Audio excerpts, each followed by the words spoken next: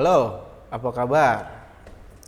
Buat murid-murid Bapak ya, semoga kalian sehat-sehat semua di rumah ya.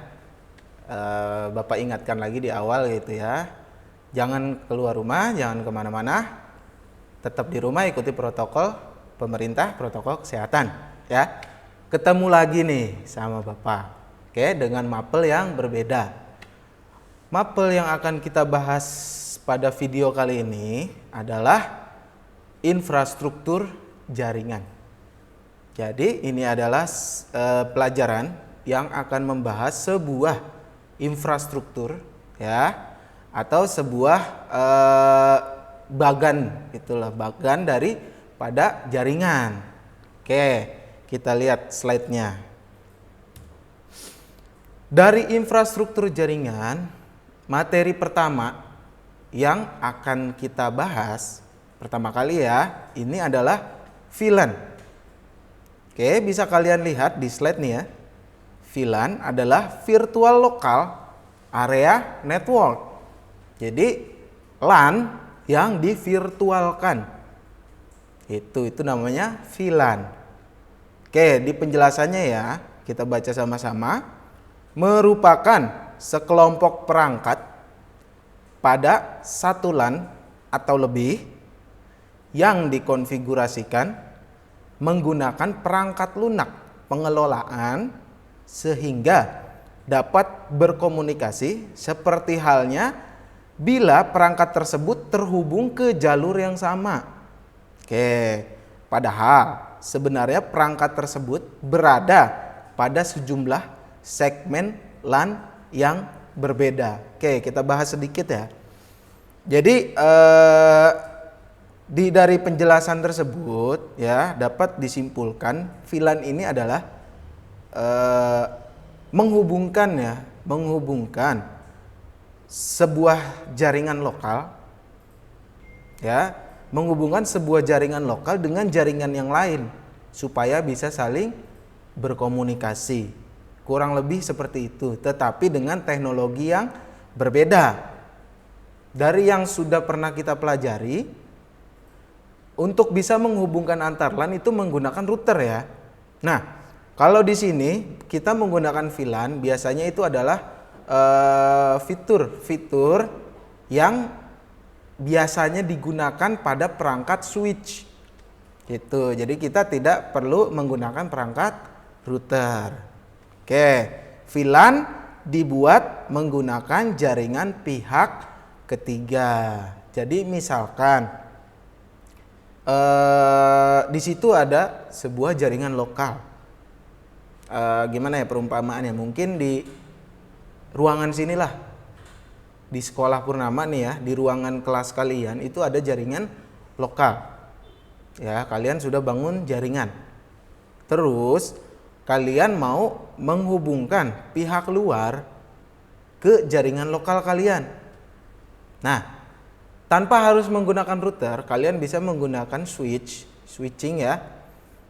Kalian konfigurasi VLAN-nya supaya bisa terhubung ke jaringan lokal kalian. Oke, analoginya kira-kira bisa digambarkan seperti itu ya. Dapat ya pemahamannya ya. Mudah-mudahan dapat. Oke, kita lihat slide selanjutnya. Nah, ini bisa kalian lihat gambar di sini ya. Ini adalah contoh bagan ya, contoh bagan nih daripada implementasi IP phone, IP ya yang digunakan untuk telepon. Jadi nggak cuma komputer doang yang menggunakan teknologi IP address, tapi telepon pun sekarang sudah bisa menggunakan fasilitas IPv4 atau IP address versi 4. Itu. Nah, bisa kalian lihat di sini, ini adalah ya, ini network jaringannya nih. Ini network jaringan, ya kan? Di sini ada router nih. Ini router nih. Mana. Nih router nih. Ya, terhubung ke switch ke jaringan yang ada di sini, ya. Di sini pun ada jaringan. Bisa kalian lihat ya. Nah, dari kabel-kabel ini, kalau kalian lihat nih ada kabel warna biru ungu dan warna kuning. Kabel intinya katakanlah yang berwarna biru, kabel jaringan intinya, gitu ya. Terus yang kuning itu VLAN pertama, yang ungu itu VLAN kedua. Nah, dengan jaringan 2 network, 1, 2, 3, ada 3 network, di atas pun di sini ada network di atas ini. Ini bisa saling terhubung dengan lokasi yang berbeda. Itu menggunakan fasilitas VLAN. Nah, katakanlah di network ini ya, dia menggunakan jaringan lokal yang terhubung ke internet menggunakan fastnet katakanlah. Terus untuk jaringan yang di sini ya, network yang di sini dia menggunakan jaringan yang terhubung ke internet menggunakan ISP Bisnet. Ah, ini fastnet, yang ini Bisnet. Udah berbeda providernya. Yang atas ini dia menggunakan Telkomsel katakanlah. Nah, itu kan masing-masing menggunakan provider yang berbeda, jaringan yang berbeda, network yang berbeda. Tetapi supaya mereka bisa saling berkomunikasi semua, bisa saling kirim sumber daya, bisa saling kirim data dan segala macam, bisa digunakan fasilitas virtualan tersebut supaya bisa saling berkomunikasi. Oke, paham mungkin ya gambarannya sampai sini ya. Oke, kita lihat next selanjutnya, slide selanjutnya. Di sini ada keuntungan, ya. Pastikan segala teknologi ya, mau teknologi apapun itu pasti memiliki kelebihan, keuntungan, dan kekurangan. Pasti. Oke, kita bahas dulu nih keuntungan daripada VLAN. Bisa kalian lihat, bisa kalian baca. Mau kalian screenshot jadi pegangan materi kalian juga tidak apa-apa. Oke, kita baca bareng-bareng. Keuntungan yang pertama dari sekuritasnya, dari keamanannya, ya. Keamanan data dari setiap divisi dapat dibuat tersendiri dari masing-masing divisi jaringan, ya. Karena segmennya bisa dipisah secara logika, ya. Lalu lintas data dibatasi segmennya. Oke, jadi keamanannya bagus, bisa disimpulkan seperti itu. Yang kedua, ada cost reduction. Murah. Ya, walaupun dibilang murah, enggak murah-murah amat sih ya. Tapi dibandingkan dengan kamu membangun infrastruktur yang menggunakan router, ya kan? Itu pasti cost-nya lebih mahal. Karena harga daripada router dibandingkan dengan switch itu lebih murah switch. Itu hanya saja di router itu fitur dan fasilitasnya dia lebih banyak daripada switch. Tergantung kebutuhannya ya. Tergantung kebutuhannya. Oke. Penghematan biaya dihasilkan dari tidak diperlukannya biaya yang mahal untuk upgrade jaringan dan efisiensi penggunaan bandwidth ya dan uplink yang tersedia. Oke. Yang ketiga, keuntungannya itu higher performance. Performanya itu kuat, bagus, tinggi. Oke, pembagian jaringan layer 2 ya, layer 2 nih ke dalam beberapa kelompok broadcast domain yang lebih kecil, yang tentunya akan mengurangi lalu lintas paket yang tidak dibutuhkan dalam jaringan. Seperti yang sudah pernah kita bahas, mungkin kalian coba review lagi ya, yang pernah kita bahas gitu kan, tentang bagaimana sebuah data itu berjalan di dalam jaringan ya. Nah, jika menggunakan switching ini, menggunakan VLAN, itu lalu lintas datanya dia lebih terstruktur, lebih terarah. Jadi ketika ada sebuah data yang dikirimkan ke tujuan tertentu yang masih di dalam satu jaringan ya, yang masih dalam satu network, itu lebih cepat sampainya. Itu makanya performanya Bagus. Oke, broadcast storm mitigation, yaitu pembagian jaringan ke dalam VLAN-VLAN akan mengurangi banyaknya device yang berpartisipasi dalam pembuatan broadcast storm. Mengapa? Hal ini terjadi karena adanya pembatasan broadcast domain. Pak, broadcast domain itu apa ya Pak ya? Oke, broadcast, kalian ingat waktu pembagian klasifikasi IP address. Harusnya kelas 1 sudah pernah Bapak bahas ya. Broadcast kan ada yang namanya network ya, terus IP range, terus broadcast yang paling akhir kan. Nah, broadcast itu bila di dalam sebuah jaringan ya, dia akan nge-spam informasi atau nge-spam email di dalam jaringan tersebut.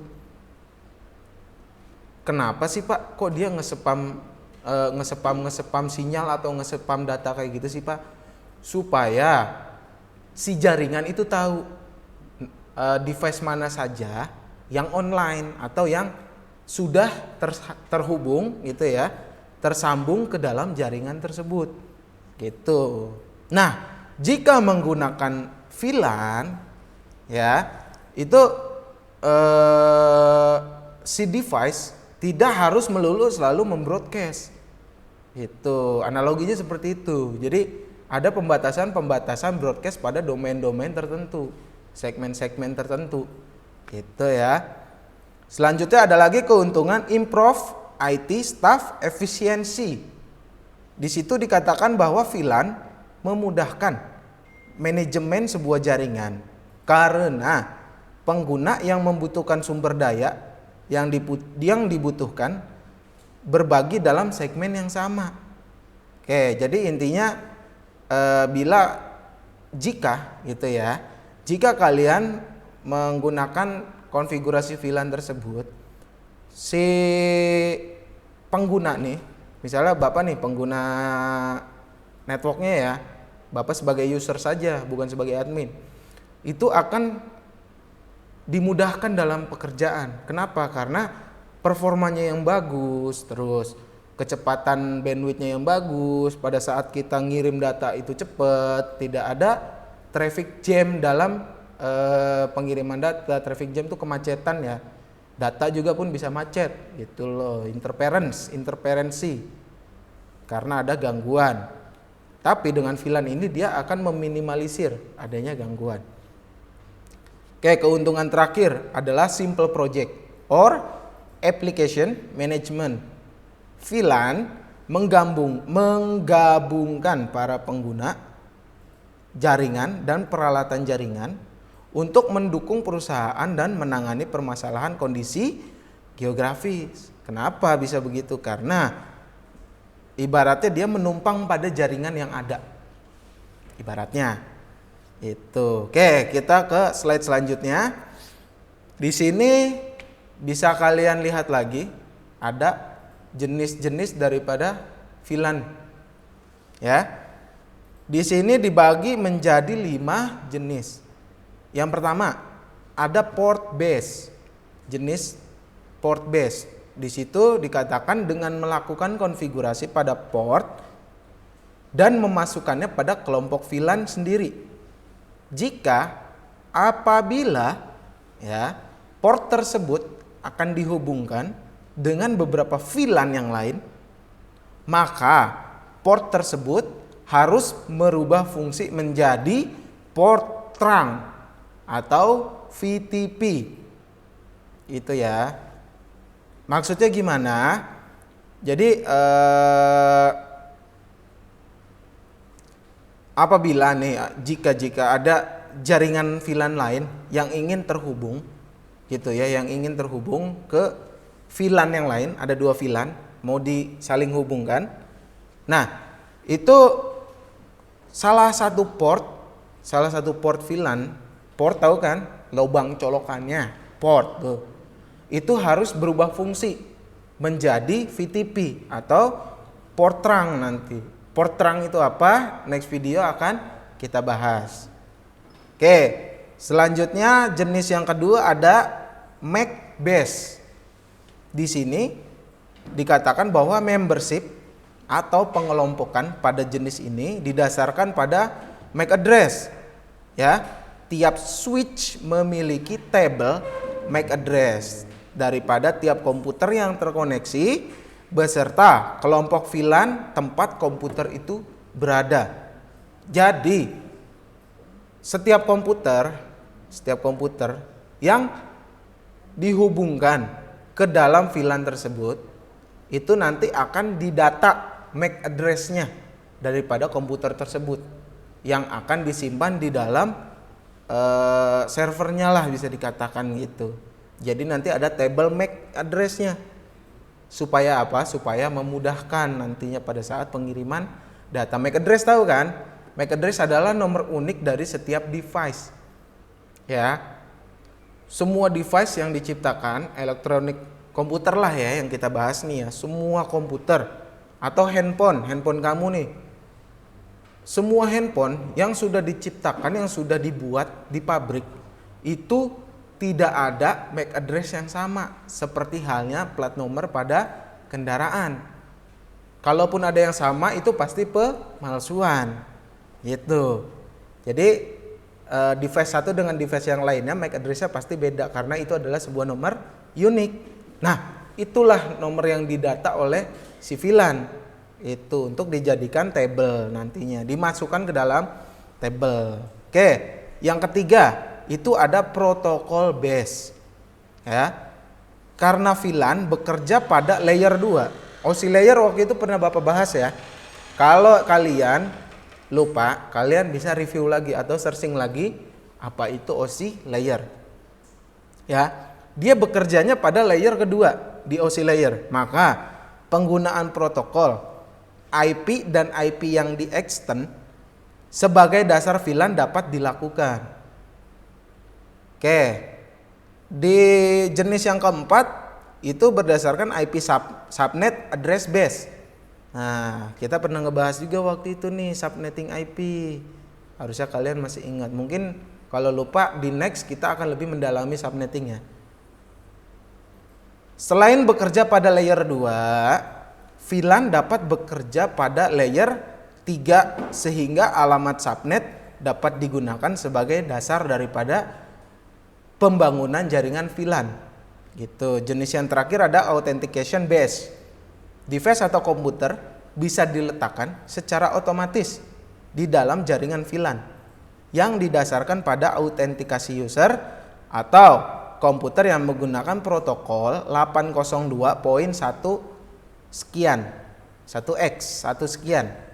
Gitu ya. Oke, kita ke slide selanjutnya. Ada yang namanya dalam pembangunan sebuah VLAN itu istilah atau kalimat atau kata yang berbunyi VLAN ID.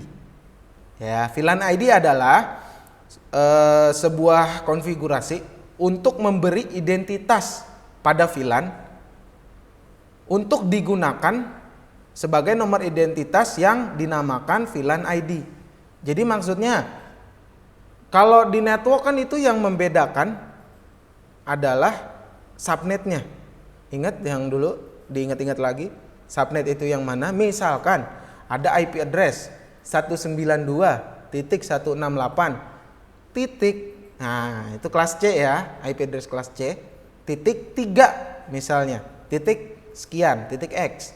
Nah, itu bisa kita katakan untuk IP address kelas C adalah network 3. Nah, jika di VLAN itu yang membedakan si network 3-nya adalah VLAN ID gitu.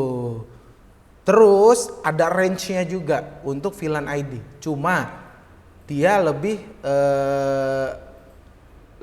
ringkas untuk VLAN ID. Kalau network kan kelas-kelasnya banyak ya.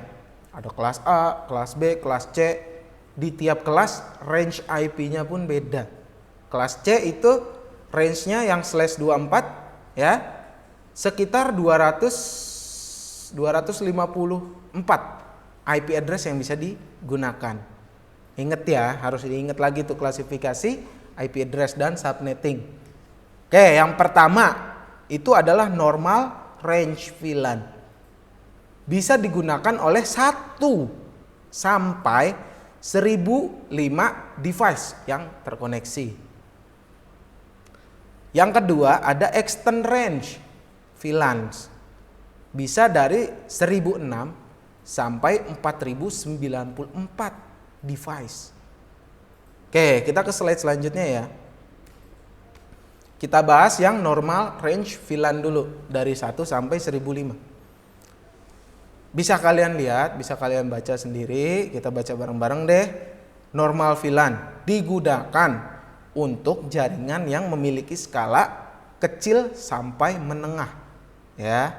Ketentuannya nomor ID 1002 sampai dengan 1005 dicadangkan untuk token ring dan FDDI VLAN. Ini sama kayak jika kita menggunakan network ya. Misalnya kalian pakai /24, berarti kan subnet masnya 255.255.255.0. IP-nya yang bisa digunakan itu berarti dari titik 1 sampai titik 254. Ingat ya. Nah, titik 0 dengan titik 255 itu digunakan sebagai network identifier sama broadcast yang 255-nya. Harus diingat. Itu sama seperti ini. Yang ketentuan nomor 1.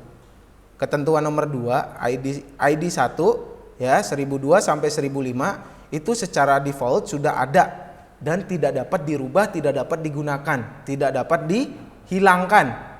Dia tetap ada otomatis, gitu ya. Ketentuan ketiga, konfigurasi akan disimpan di dalam file database milik VLAN, yaitu VLAN.dat. Nanti ada tuh di dalam database-nya sebuah file bernama VLAN.dat. Nah, file ini disimpan di dalam memori flash milik switch. Jadi di dalam switch itu sudah ada storage-nya, udah ada device penyimpanan. Gitu. Oke, ketentuan nomor 4, VLAN trunking protocol yang membantu manajemen VLAN. Itu hanya dapat bekerja pada normal range VLAN dan menyimpannya di dalam file database VLAN. Gitu. Ini ketentuan-ketentuan daripada normal range VLAN. Oke, kita ke slide selanjutnya. Tadi ada 2 ya. Sekarang extend range VLAN. Ini lebih banyak lagi device yang bisa dihubungkan. Penjelasannya memungkinkan para service provider untuk yang kedua ada yang dinamakan extend range VLAN. Itu bisa digunakan dari 1006 ID-nya ya, ID 1006 sampai 4094. Di sini penjelasannya memungkinkan para service provider untuk memperluas infrastruktur kepada konsumen yang lebih banyak ya. Kalian bisa baca yang lainnya, kalian bisa screenshot. Intinya dari yang pertama sama yang kedua tadi, yang normal dengan yang extend ini lebih banyak penggunanya gitu. Oke, kita ke slide selanjutnya ya. Ini ada terminologi VLAN. Ada VLAN data, VLAN default, native VLAN, manajemen VLAN, dan VLAN voice. Kita bahas next slide ke VLAN data dulu ya. Oke, kita next slide dulu. VLAN data adalah data LAN yang dikonfigurasi hanya untuk membawa data-data yang digunakan oleh user. Oke, data itu dipisahkan dengan lalu lintas data suara ataupun manajemen switching itu sendiri yang seringkali disebut dengan VLAN pengguna atau user VLAN. Oke, kita next. Di sini ada lagi VLAN default. Semua port switch yang ada di switch ya, pada awalnya menjadi anggota VLAN secara default. VLAN default adalah untuk switch Cisco adalah VLAN 1 nih, penamaan daripada interface-nya ya. VLAN 1 tidak dapat diberi nama dan tidak dapat dihapus. Itu udah secara defaultnya nanti. Prakteknya nanti kita next ya. Makanya berdoa aja supaya kita bisa masuk, kita bisa langsung praktek. Oke, next slide. Di situ ada native. Ya, native dikeluarkan untuk port trunking 802.1Q Port trunking mendukung lalu lintas jaringan yang datang dari banyak VLAN. Ini VLAN 1, VLAN 2, VLAN 3 saling terhubung, didukung oleh natif gitu ya. Sama baiknya dengan yang datang dari sebuah VLAN yang tadi tag traffic, yang ini untaged traffic. Port trunking itu menempatkan untaged traffic pada natif VLAN. Oke, kita ke slide selanjutnya. Ada manajemen VLAN. Adalah VLAN yang dikonfigurasi untuk memanage sebuah switch. Tadi sudah disebutkan VLAN 1 secara default ya di device atau di alat yang bernama Cisco, switch Cisco ya. VLAN 1 akan bekerja sebagai manajemen VLAN jika kita tidak mendefinisikan VLAN khusus sebagai VLAN manajemen. Ya, kita dapat memberi IP address dan subnet mask pada VLAN manajemen sehingga switch dapat dikelola melalui teknologi HTTP, Telnet, SSH maupun SNMP. Oke, yang terakhir ada VLAN voice. Itu adalah VLAN voice ya. Voice itu suara ya. VLAN yang dapat mendukung voice over IP atau VoIP. Jadi bisa dikonekkan ke telepon. Tahu kan? VLAN yang khusus digunakan hanya untuk komunikasi data suara. Jadi VLAN itu tidak untuk digunakan komunikasi pengiriman data gambar, data film, dan lain-lain. Dia khusus suara. Oke, next slide. Kita lihat di sini ada tugas, ya. Kalian boleh screenshot, ini tugasnya. Kalian foto atau kalian pause dulu, dicatat dan dikerjakan. Kita lihat ketentuannya. Kamu bisa kirim ke email yang tertera di sini. Ini email Bapak ya. Waktu sampai hari Selasa depan. Selasa besok. Selasa di minggu berikutnya. Dari video ini tayang ya. Itu maksimal. Sebelum dari hari Selasa boleh. Oke. Ketentuannya tulis subjek ya. Nama strip kelas.